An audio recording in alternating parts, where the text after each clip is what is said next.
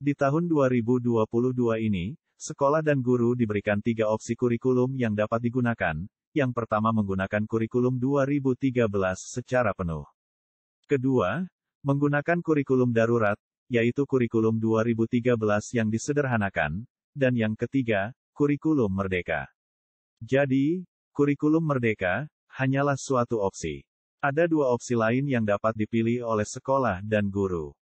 Sekolah dan guru diberi kebebasan untuk menentukan mana kurikulum yang akan digunakan, dengan menyesuaikan kondisi sekolah masing-masing.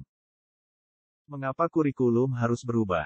Pertama, kita harus pahami pengertian dari kurikulum. Ada beberapa tokoh yang mendefinisikan pengertian kurikulum.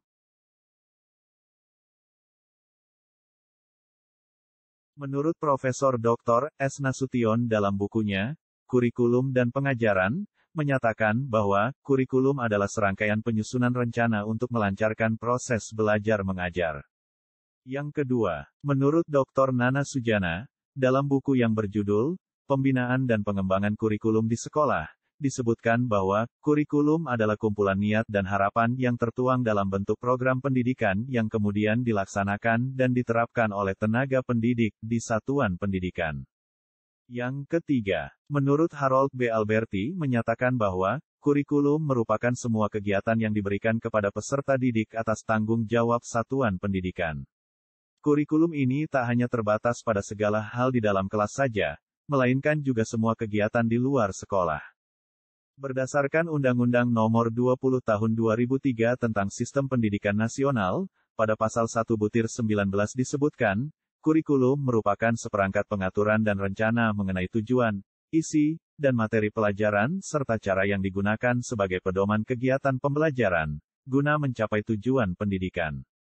Kurikulum menjadi sangat penting untuk dimiliki setiap sekolah sebagai pedoman bagi para guru.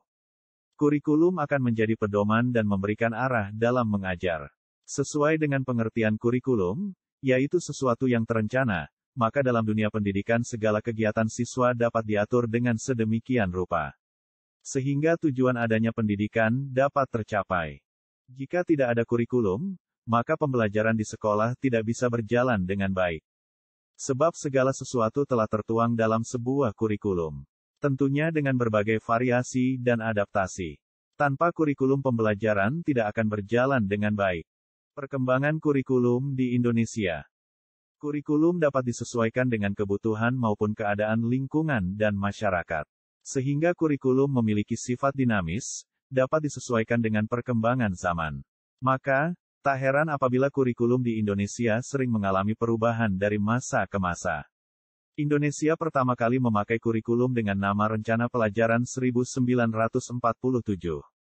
Di mana penekanan di dalam pembelajaran yaitu pada pembentukan karakter masyarakat Indonesia supaya menjadi manusia yang berdaulat dan merdeka. Pada tahun 1952, kurikulum tersebut disempurnakan kembali dengan tajuk Rencana Pelajaran Terurai 1952.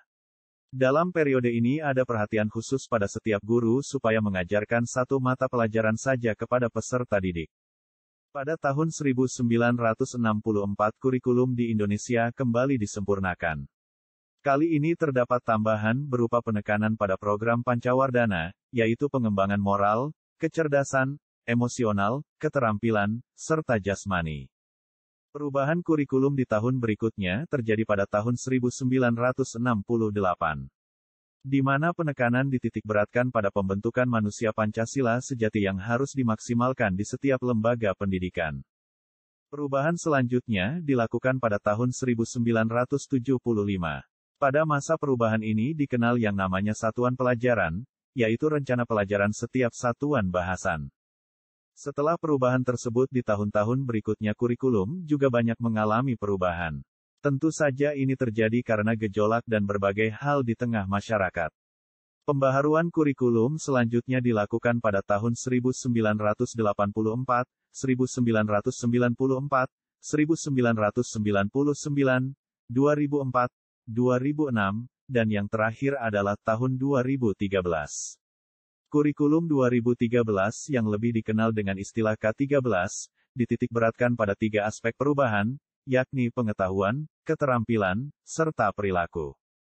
Di tahun 2022 ini, sekolah dan guru diberikan 3 opsi kurikulum yang dapat digunakan, yaitu, menggunakan kurikulum 2013 secara penuh.